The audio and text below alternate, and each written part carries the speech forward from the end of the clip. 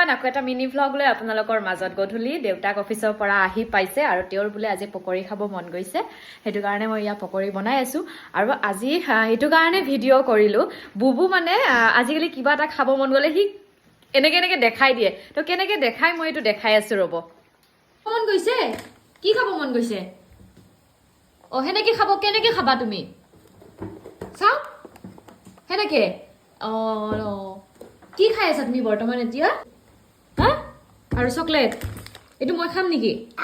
হা তুমি কেনেকে খাবা কি ভুক লাগিছে নেকি তোমাৰ কত ভুক লাগিছে ভুক কত লাগিছে হা